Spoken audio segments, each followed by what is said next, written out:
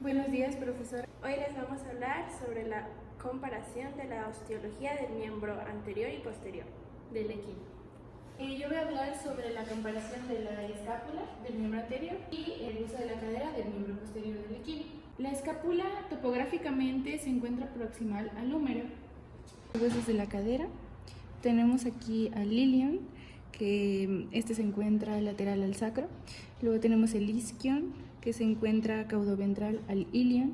Y luego por aquí tenemos al pubis, se encuentra cráneo-ventral al isquion. La escápula tiene los bordes laterales y también tiene una superficie articular para el húmero.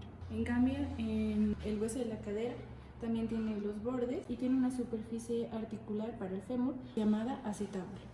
La escápula no forma ninguna cavidad, en cambio si nos vamos al miembro posterior, forma la cavidad pélvica junto con el sacro y las tres primeras vértebras caudales. Luego tenemos que la escápula no se articula con la escápula del miembro anterior paralelo. En cambio, en el miembro posterior forma una sínfisis para articularse con el hueso paralelo. Yo voy a hablar sobre el húmero que se encuentra en el miembro anterior y el fémur que se encuentra en el miembro posterior.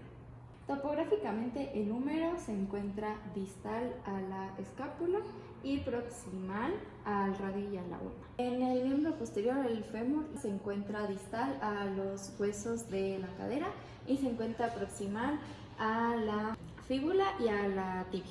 En su epífisis proximal encontramos el tubérculo mayor, el tubérculo menor, el tubérculo intermedio. En el fémur, en la epífisis proximal, encontramos el trocánter mayor, el trocánter menor y el tercer trocánter.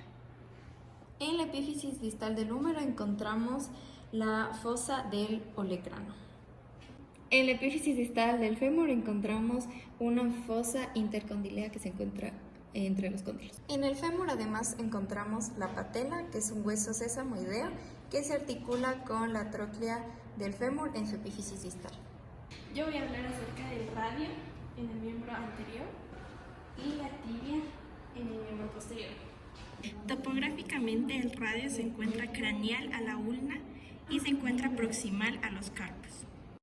La tibia se encuentra cráneo lateral a la fíbula y proximal a los tarsos. Anatómicamente en la epífisis proximal está la tuberosidad radial y la superficie articular humeral con la respectiva cóclea que se articula con la tróclea del húmero.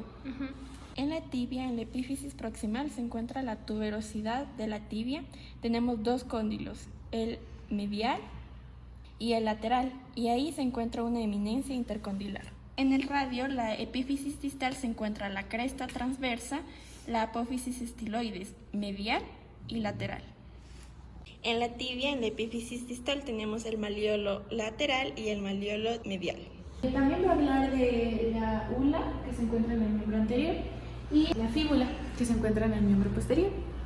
Topográficamente, la ulna se encuentra caudolateral al radio y anatómicamente la ulna y el radio tienen un espacio interóseo. En el miembro posterior, topográficamente, la fíbula se encuentra caudal a la tibia y podemos ver que la tibia y la fíbula se encuentran fusionados, es decir, no hay un espacio interóseo. En su epífisis proximal, la ulna tiene una apófisis anconia, también tiene una tuberosidad del olecrano y luego tiene una escotadura troclear. La fíbula tiene una cabeza y un cuerpo.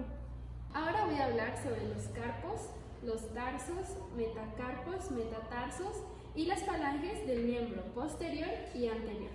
Topográficamente, los carpos se encuentran distales al radio y proximales a los metacarpos. Los tarsos, en cambio, se encuentran distales a la tibia y proximales a los metatarsos.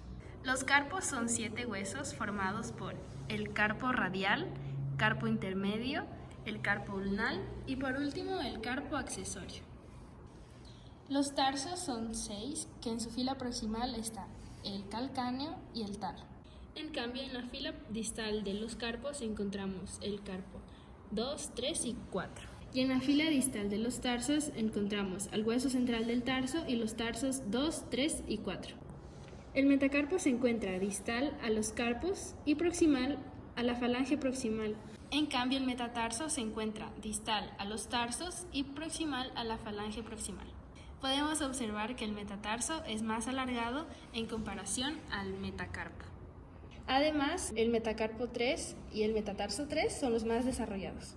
Y por último, ambos miembros, tanto el anterior como el posterior, tienen falanges proximal, media y distal.